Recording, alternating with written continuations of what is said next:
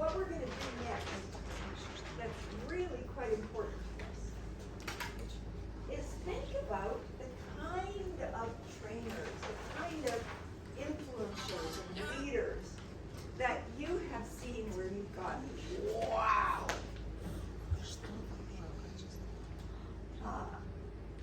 You know, we all have some of those people in our life. Who have they been for you? Who has been for you? Well, for me, one of the great ones was Robin Williams.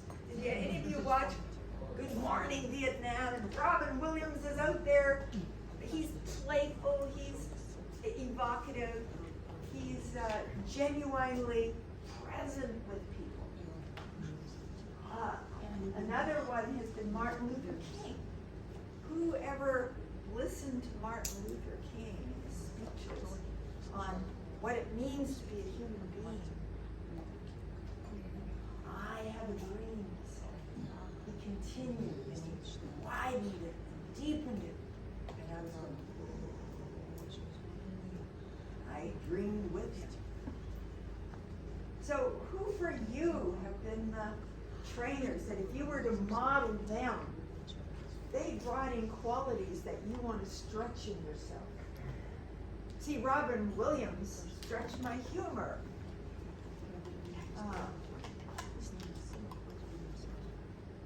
Other trainers really stretched my commitment.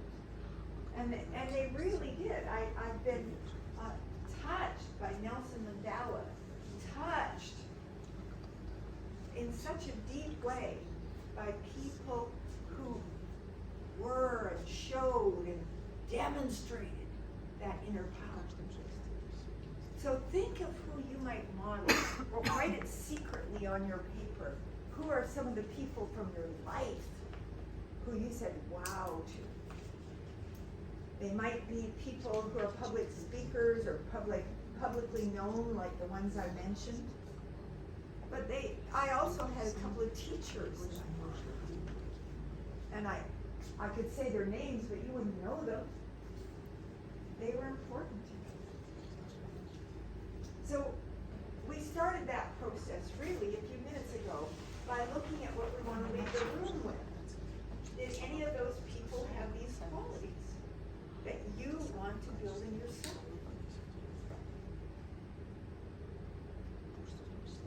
That is the question.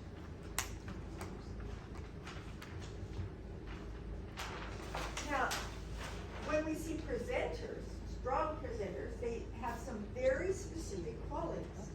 All of them. Let me talk about what they are.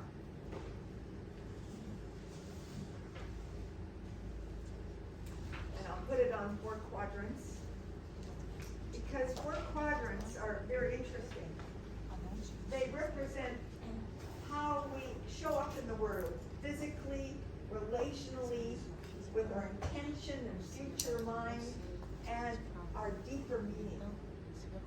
So, really strong presenters, the ones who, they become trainers maybe, like you, but then they continue all their life. They become conference speakers. They become people who are known and called for, that constantly are willing to share from the heart.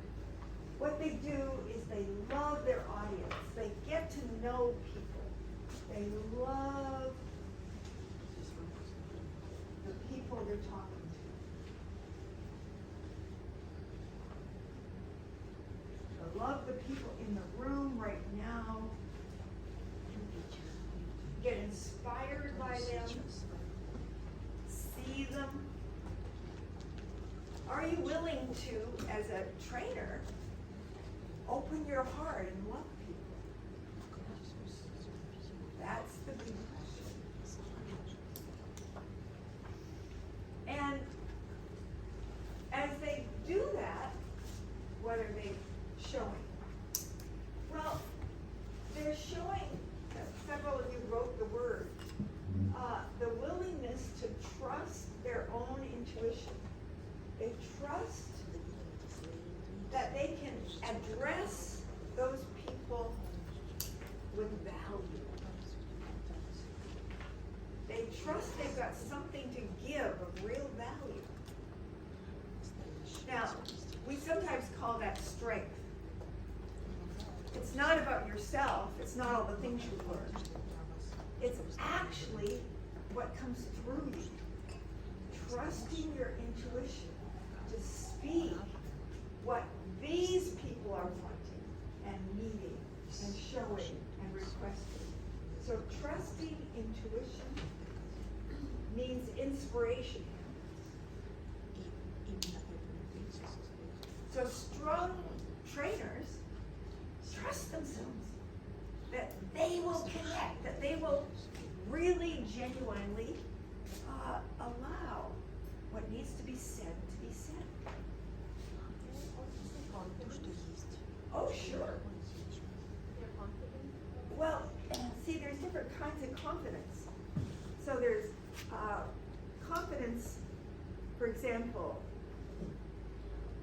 in your own language. You're confident that you can open your mouth and speak your language.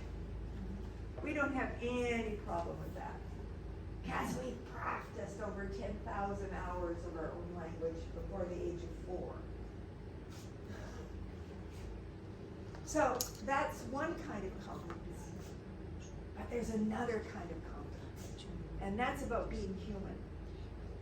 We're confident that as one human to another human, that if we are genuinely sharing what's important to them, it will show up.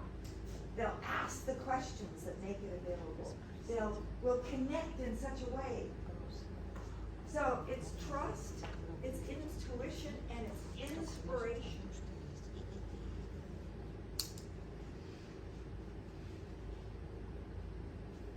So what makes a great trainer? They speak it in such a way that it works for the person.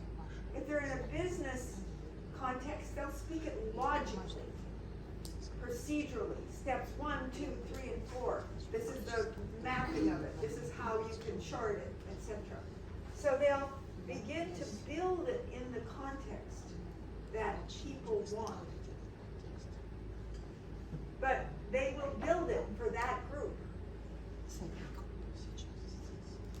Okay, now there's another thing that strong trainers do every time.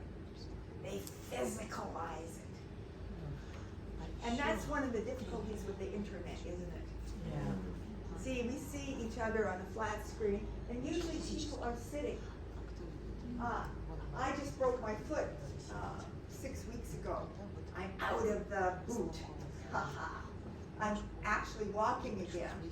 But for quite a while, I was sitting as I trained. And that is very, very different for me. Very different. A funny thing happened. I had to go to Europe, and I spoke in 2 conferences. So here I am at a big ICF conference, and I'm the keynote speaker. And they wheeled me out in my wheelchair. And I think, well, I can speak. I sort of practice in my mind. I can't walk. I can't do all my normal stuff. But I can still speak and connect with this group just fine.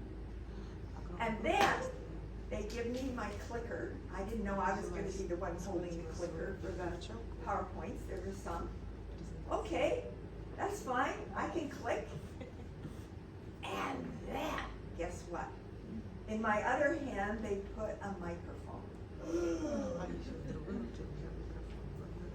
Suddenly, I haven't got my hands in. I haven't got my legs. I haven't got my hands. It's really amazing how we're connected to certain ways that we allow ourselves to connect. I had to start to learn a whole new way of speaking right there on the spot. Without hands, without feet. Oh boy. Was it hard? It was very hard.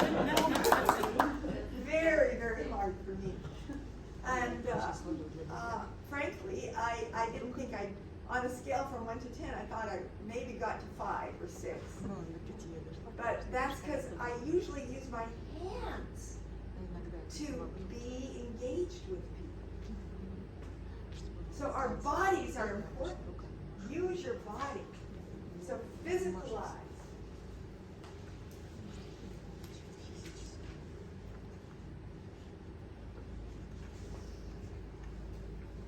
And the fourth thing, go over the top. Now, what does that mean?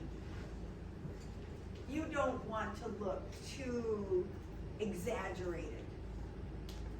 Exaggerate. Go over the top. The people you remember go further than they think they can do. They inspire more than they think they can. They connect more than they know is possible. Go over the top. So this is what great trainers do. What are your thoughts, everybody? Be animated. Like I think of it as being really animated as well. When you watch cartoons, you see that it's crazy. It's over the top. It's what children love. So the same thing when in front of people, try to be really animated like a cartoon. Well, Not what like you're doing, sure, it's a little bit like a cartoon. You're exaggerating. But what we're doing actually is speaking to that part of them that wants to go over the top in whatever way they want to. It may be a different way. It may be a way that they're just touching base with. Oh, Sasha. You loving guy. Thank you so much. Just leave it here and we're fine.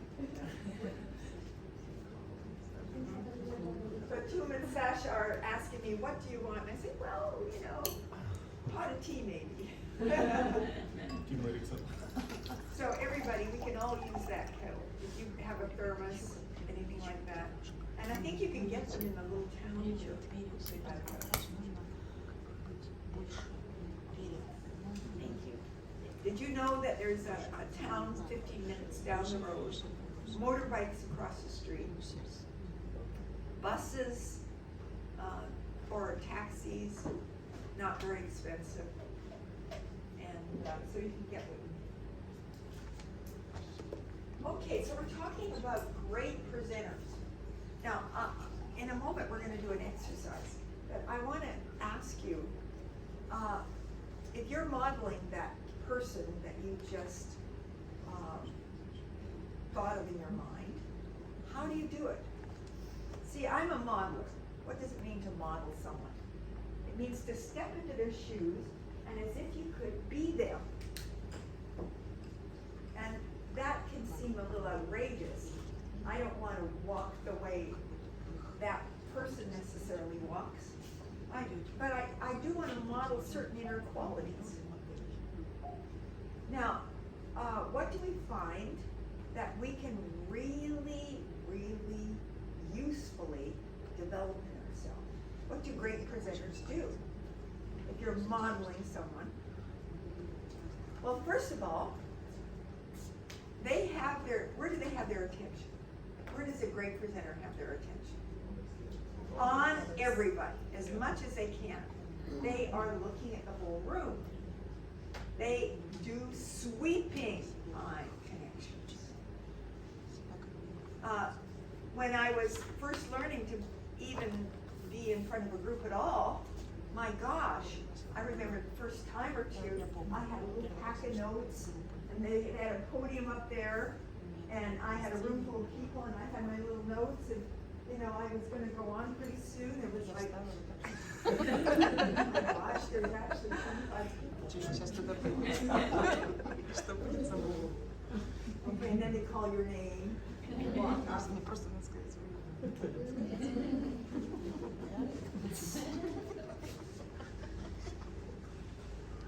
And put your attention on one person.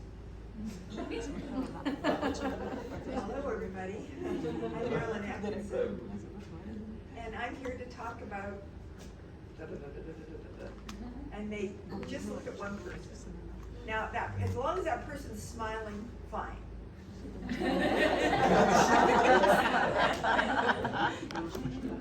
But as soon as they stop, oh my God.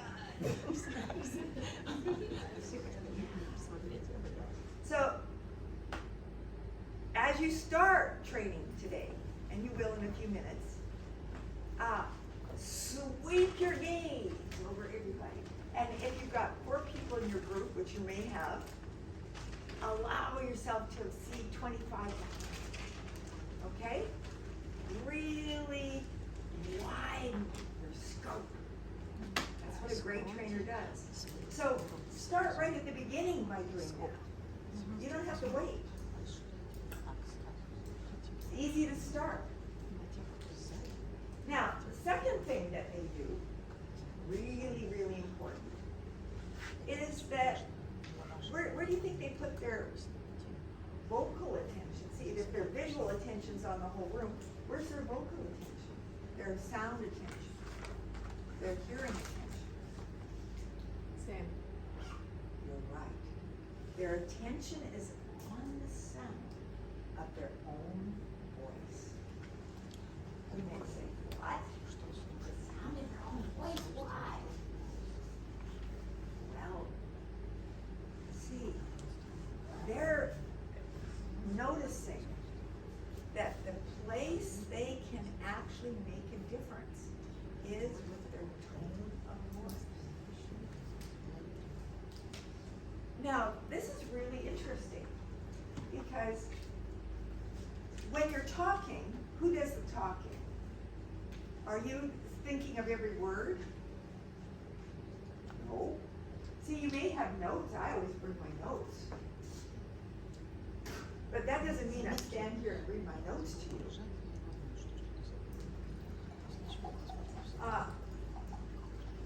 We want to not verbalize information. We want it to come through us like a river. That means you need to know what you're going to talk about ahead of time. You need to know a good deal about it. What are your thoughts about this, everybody? Very critical. Now, to know what you're going to talk about allows you then to put your attention where it counts, and that is on your voice. Did you want to say something to Tony? No? Okay. Anybody else? Who's thought about this before? Because most people don't know that this is what great presenters do. So, first, I totally agree that voice is the vehicle to connect our hearts to other people's heart through the deep conscious or maybe even beyond. But sometimes I felt like when I feel excited, then all of a sudden when I'm not paying attention to myself, I get into my own world. And that's where I lose the connection with the audience. So this is where you get to practice a different kind of mindfulness, Jim. See, there's mindfulness when you sit on a cushion. And there's mindfulness when you stand in front of a group and hear from different points of view what you're saying. That's a mindfulness that's very, very important, because then you can take mindfulness out into the world.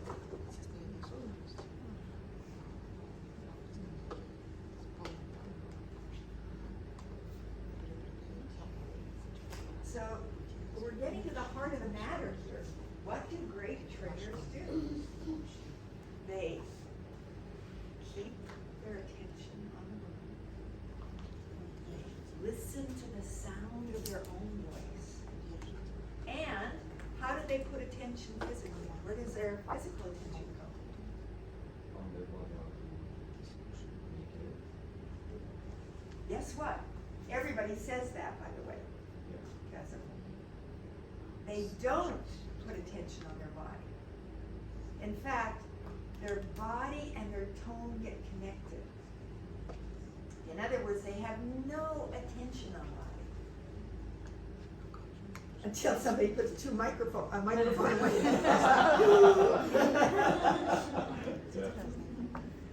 Okay, so this is important, everyone, because as human beings, our conscious mind is connected to 4 chunks of attention. Did you know that? 4 to 7 bits of attention. I study brain science a lot, and at first they were saying 4, then they raised it to a 7, then they lowered it to 4. People are studying how much can people hold in the conscious mind at one time. It isn't much.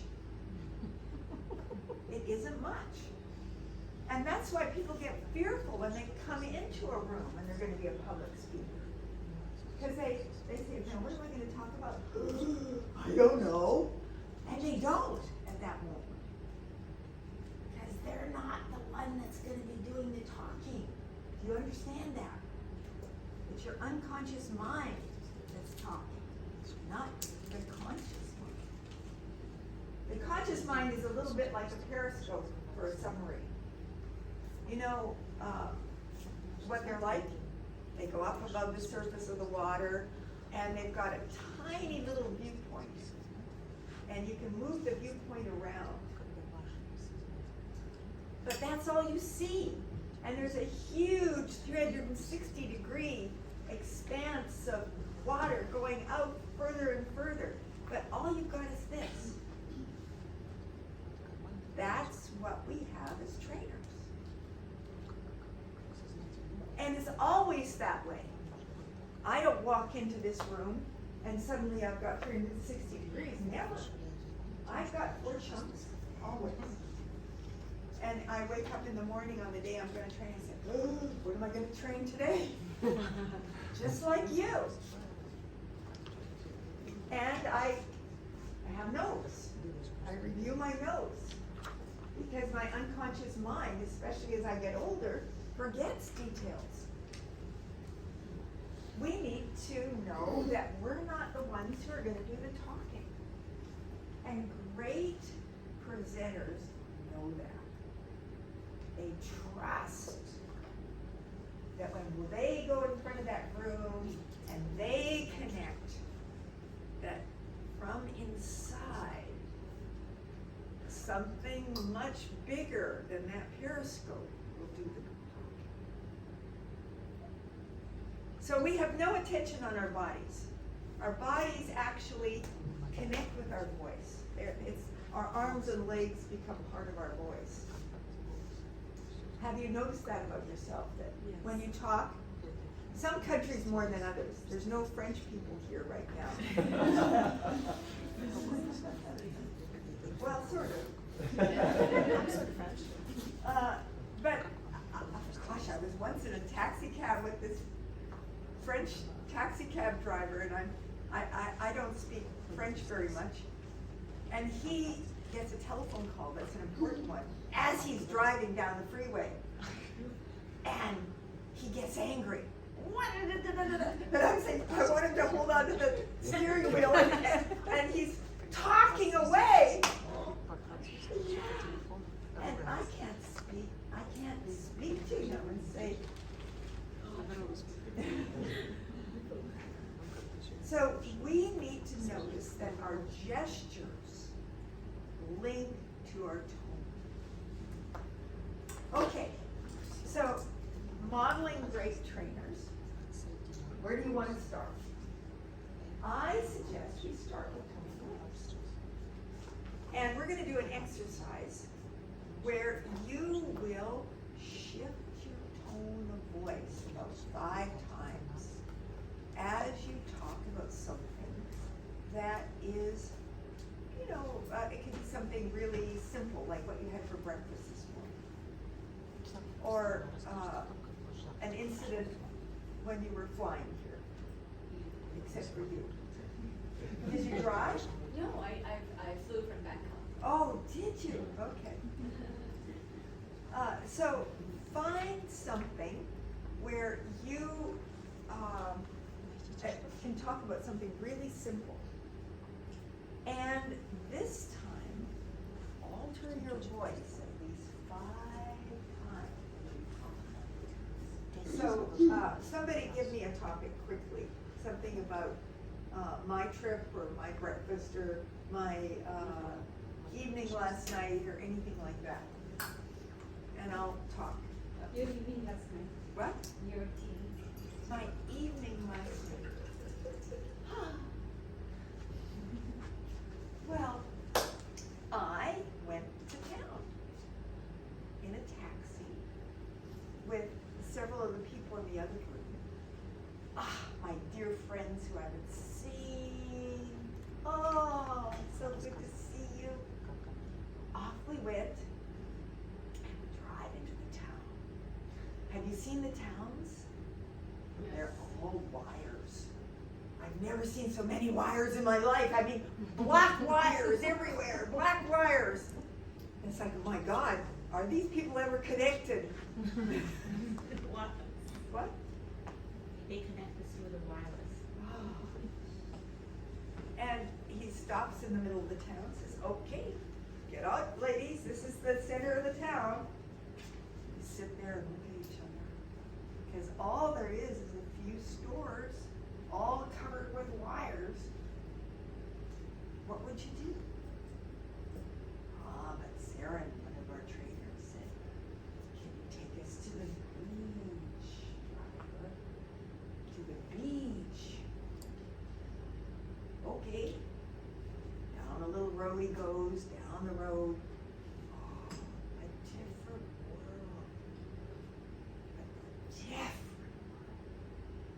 world. First of all, the ocean is splashing and sounding. And right beside the place he drops us off is a mangrove swamp with a beautiful heron standing on one leg, a white heron,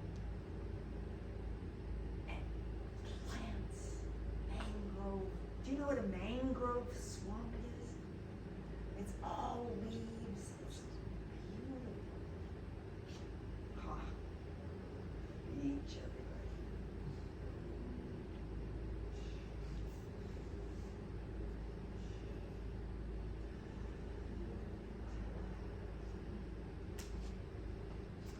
Okay, so I don't know how many tones I used. Did you count them? What? Many times. Well, I'm a little practiced. But your job is to practice, and the people in your group will not comment on what you talk about. They will, in fact, just count your tones and see that you can fly. So speak for 2 minutes. Now, what are some ways you can change your tone? What are some of the ways? What can you do? Volume of sound. Volume, yeah. The enunciation of the words. The enunciation of the words. So for a moment, I was talking to the driver, and I took on his tone of voice. And so you can have conversations. Yeah,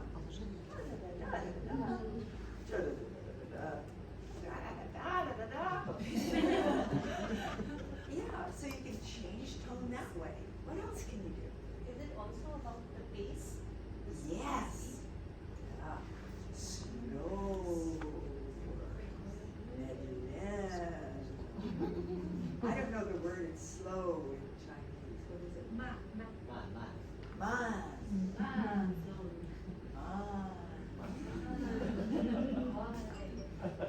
See, it's really important to sometimes just slow right down. Okay, and it's important also to connect to your heart. When you connect to your heart and respond from how something awakens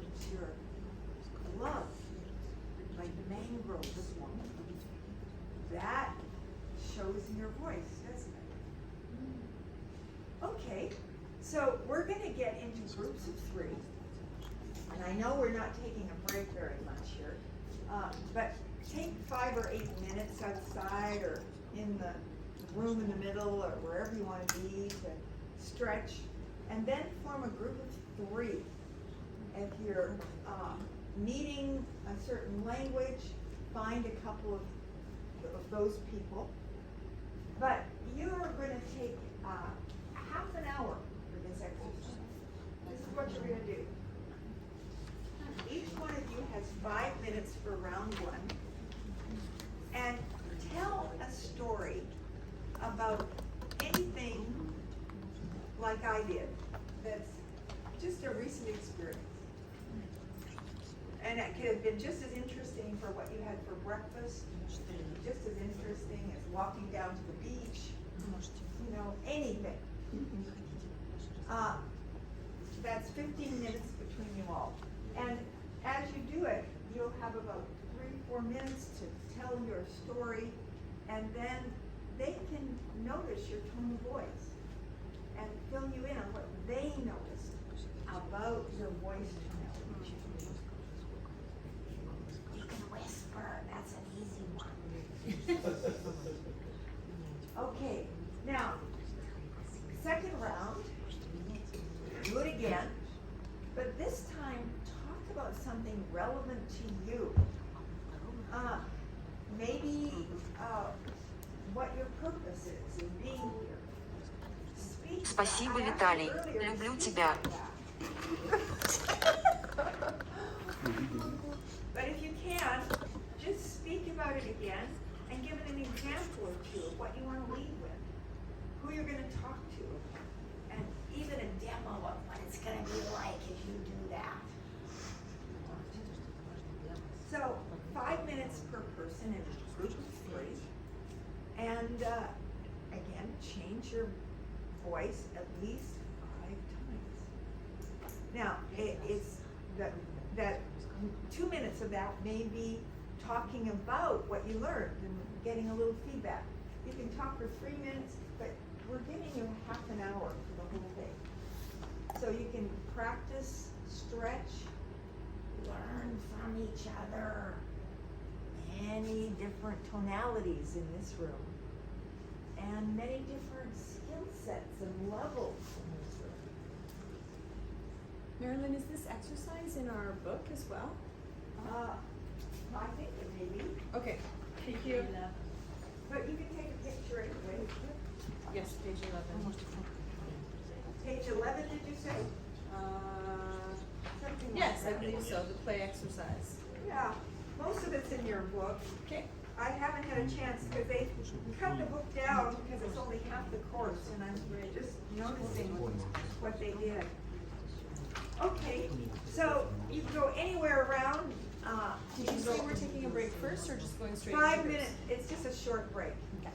because we're a little behind, if you don't mind. And bathrooms are here in the building too, The right? bathrooms, there's one at the very end of the hall here, which was not open before, and they promised to open it up. We shall see. But at the end of this room, at this hall, there is a bathroom. Get your group of 3 before you take a break, everyone. Find a group of people. So we have 2 rounds. The first round is like by a group, and the second round is more. Yeah, me too.